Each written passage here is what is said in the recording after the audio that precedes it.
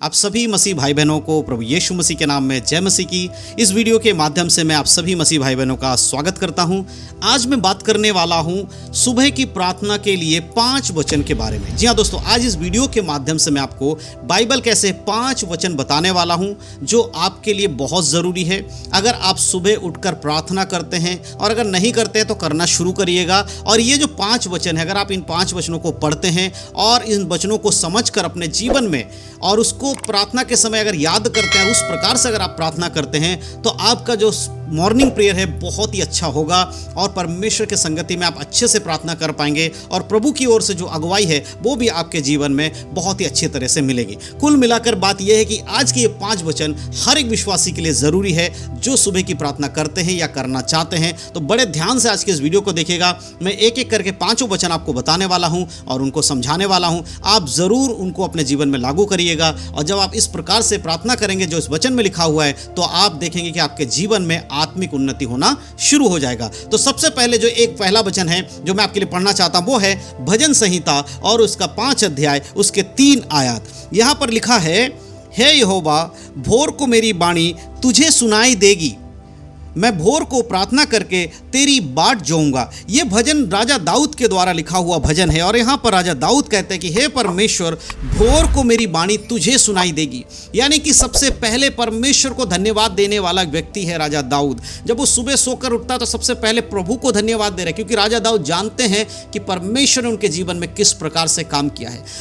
हमें और आपको भी यही काम करना चाहिए। हमें सबसे पहले प्रभु को धन्यवाद देना चाहिए। दिन की शुरुआत में सबसे पहले हमें परमेश्वर को धन्यवाद देना चाहिए, क्योंकि परमेश्वर ही हैं जो हमें चलाते हैं। परमेश्वर ही हैं जो बीते रात हमें सोने में मदद किया, हमें जीवित रखा है। जब आप एक नया दिन देखते हैं तो प्रभु को धन्यवाद जरूर दें और प्रभु से कहें, परमेश्वर आने वाले दिन हर रोज प्रभु जी सबसे पहले जो मेरे मुख से बात निकलेगी वो आपके लिए निकलेगी। आपको ही परमेश्वर मैं धन्यवाद दूंगा, आपके पास मैं प्रार्थना करूंगा आकर और आपकी बाट जाऊंगा ताकि आपका काम मेरे जीवन में हो सके। तो ये पहला वचन जो हम सबके लिए बहुत जरूरी है, प्रार्थना करने वाले लोगों के लिए, कि हमें प्रभु पर विश्वास रखते हुए परमेश्वर से प्रार्थना करने की सख्त जरूरत है। अगला जो वचन है, दूसरा जो वचन है वो है भजन संहिता उसका 23 अध्याय वचन 1 और 2। यहां पर इस प्रकार से लिखा है, यहोवा मेरा चरवाहा है, मुझे कुछ घटी ना होगी, वह मुझे हरी हरी चराइयों में बैठाता है, वह मुझे सुखदायी जल के झरने के पास ले चलता है। यह भजन भी राजा दाऊद के द्वारा लिखा हुआ भजन है और यहाँ पर राजा दाऊद परमेश्वर की दया को स्मरण करते हुए प्रभु को महिमा दे रहे, कह रहे, परमेश्वर मैं जानता हूँ कि आप मेरे चरवाहा हैं, आप ही मुझे हरी घाटियों में लेकर चलते, हरी चराइयों में लेकर चलते, मुझे किसी बात की कमी घटी नहीं होने देते। मेरे प्रियो, इस वचन से हमें क्या समझना है? इस वचन से हमें यही समझना है कि प्रभु पर हमें आश्रित रहना है, परमेश्वर पर हमें विश्वास करना है। जब भी आप प्रार्थना में आए, प्रार्थना करने बैठे सुबह के समय या दिन के किसी भी समय, रात के समय, आपको यह याद रखना है कि भजन संहिता 23 में लिखा है कि वही यहोवा मेरा चरवाहा है। हमें उस पर विश्वास रखना। हमारे जीवन की कमी घटियों में, हमारी ज़रूरतों में हमें परमेश्वर के पास आना है, परमेश्वर से प्रार्थना करना है। और जब आप सुबह के समय उठते हैं और पूरे दिन की जो काम काज है उन सबको परमेश्वर के हाथों में सौंप कर प्रार्थना करते हैं कि प्रभु आप ही हमारे चरवाहा हैं और हमें किसी बात की कमी घटी नहीं होगी, क्योंकि आप हमें हरी चराइयों में बैठाते, हमारी ज़रूरतों को आप पूरा करते हैं, सुखदायी जल के झरने के पास ले चलते हैं। हमारे जीवन में जो आनंद की बातें वो आपकी ओर से आती हैं। ये सारी बातों को याद करते हुए हम जब प्रार्थना करते हैं तो हम अच्छे से प्रार्थना कर पाते हैं और हमारी प्रार्थना का समय भी लंबा होता है। हम धीरे धीरे प्रभु के साथ और अधिक आत्मिकता में बातें करने लगते हैं। तो ये जो वचन है हमारी आत्मिकता को बढ़ाता है। तो ये दूसरा वचन था जो हर एक व्यक्ति को सुबह की प्रार्थना से पहले पढ़ लेना चाहिए और उसके अनुसार फिर प्रार्थना करना चाहिए। तीसरा वचन अगर हम देखते हैं तो भजन संहिता के 118 अध्याय में हम आएंगे, उसके 24 आयत को हम पढ़ेंगे। भजन संहिता 118 उसका 24 और 25 को दोनों को हम पढ़ेंगे। यहाँ पर देखिए क्या लिखा है। यहाँ पर लिखा है, आज वह दिन है जो यहोवा ने बनाया है, हम इसमें मग्न और आनंदित हों।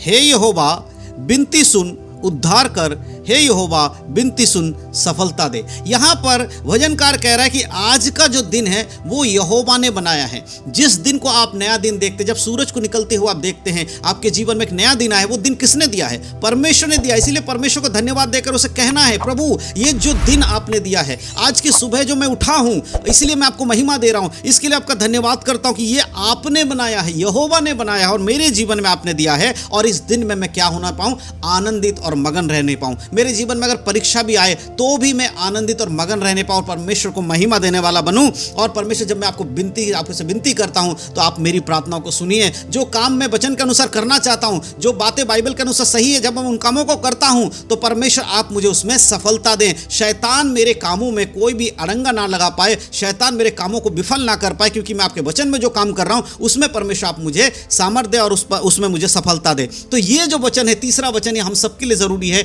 जब हम अपने जीवन में कोई काम करते हैं, प्रभु को प्रार्थना के साथ धन्यवाद देकर उस काम की शुरुआत करें। चौथा जो वचन है बाइबल के अनुसार, चौथा वचन भजन संहिता 143 अध्याय और उसके 8 आयत को मैं आपके लिए पढ़ना चाहता हूं।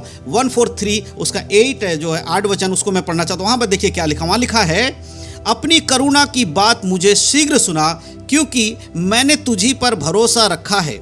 जिस मार्ग से मुझे चलना है वह मुझको बता दे, क्योंकि मैं अपना मन तेरी ओर लगाता हूं। यहां पर भजनकार दाऊद के द्वारा यह भजन लिखा गया। दाऊद कहता है, परमेश्वर अपनी करुणा मुझ पर कर और मुझे बता कि मुझे किस मार्ग पे चलना है, क्योंकि मैं आप पर ही विश्वास करता हूं, आप पर भरोसा रखा है मैंने, और जिस मार्ग में मुझे चलना है वो मार्ग मुझे दिखा। सुबह की प्रार्थना के समय जब हम इन बातों को परमेश्वर के सामने लाते कि प्रभु, दाऊद के समान हम आपसे कहते हैं, प्रभु हम आप पर भरोसा रखते हैं, हमें किस मार्ग पे चलना है वो मार्ग हमें दिखा दीजिए परमेश्वर, ताकि हम उस मार्ग पे चल सके और लगातार आपके अनुग्रह में बढ़ सके। पिता परमेश्वर, सही मार्ग हमें बताना, क्योंकि हमने अपने मन को तेरी ओर लगाया। ये प्रार्थना वही व्यक्ति कर सकते जिसका मन सच में परमेश्वर की ओर लगा है। अगर आपका मन प्रभु की ओर है और आप इन शब्दों को बोलते हैं और अपने अंदर इन शब्दों को लाकर प्रभु से कहते, प्रभु मेरा सच में मेरा मन आपकी ओर है, तो परमेश्वर आपके हर काम में सफलता देंगे। और जिस मार्ग पे आपको चलना है,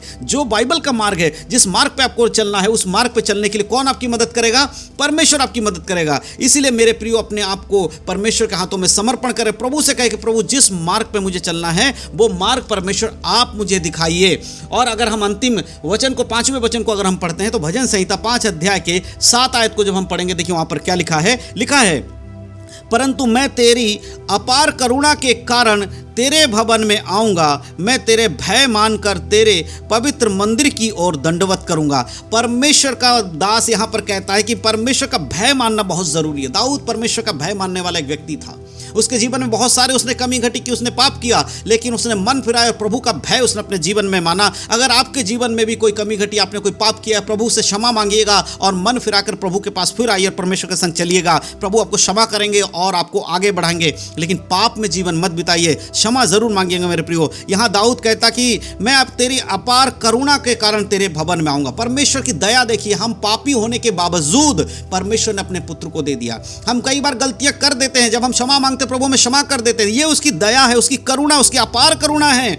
इसीलिए हम उसका भय मानकर उसके पवित्र मंदिर की ओर दंडवत करें, यानी परमेश्वर की ओर हम दंडवत करें, उसको महिमा दे, प्रभु को हम अपने जीवन में प्रथम स्थान दे। यहां मंदिर की ओर दंडवत करने का मतलब नहीं कि आज हम इजराइल की ओर देखकर दंडवत करें। यहां हमें आत्मिक रूप से समझना, हम नए नियम की कलीसिया हैं, हमें समझना होगा कि हमारे लिए परमेश्वर, अब यीशु मसीह जो हमारे लिए सब कुछ, अब हमें यीशु मसीह को याद करते हुए प्रभु को धन्यवाद देना है और परमेश्वर को दंडवत करने का अर्थ उसकी आज्ञाओं को मानते हुए उसी के बातों को हमारे जीवन में हमें लागू करना। ये जब काम हम करते हैं तो हमारी प्रार्थना परमेश्वर के वचन के अनुसार है। तो मेरे प्रियो, जो 5 बातें आज मैंने आपको बताई हैं वचनों के द्वारा कि किस प्रकार हमें प्रार्थना करना चाहिए, अगर आपने इन वचनों को पढ़ा है तो आज जरूर आप अपने जीवन में प्रार्थना के समय इन वचनों को याद करिएगा, पढ़िएगा इन वचनों को, और सुबह की प्रार्थना करने से पहले वचन पढ़कर प्रभु को धन्यवाद देते हो अगर आप प्रार्थना करेंगे तो आप देखेंगे आने वाले दिनों में परमेश्वर के वचन के अनुसार आपका जो प्रार्थना का जीवन है बहुत ही अच्छा हो जाएगा। तो मैं विश्वास करता हूं इस वीडियो के माध्यम से जो वचन मैंने आपको बताया, उन वचनों को समझाने में जो मैंने बातें बताई, अगर आपको समझ में आया तो आप परमेश्वर में जरूर बढ़ेंगे। और इस वीडियो को अच्छा लगा हो तो वीडियो जरूर शेयर करिएगा अपने मसीह भाई बहनों में, ताकि उन लोगों को भी प्रार्थना करने का सही तरीका और वचनों को पढ़ने का सही तरीका समझ में आए। तो वीडियो को जरूर शेयर करिएगा। प्रभु यीशु मसीह के नाम में सबको जय मसीह की। God bless you. परमेश्वर के नाम की महिमा हो। आमीन।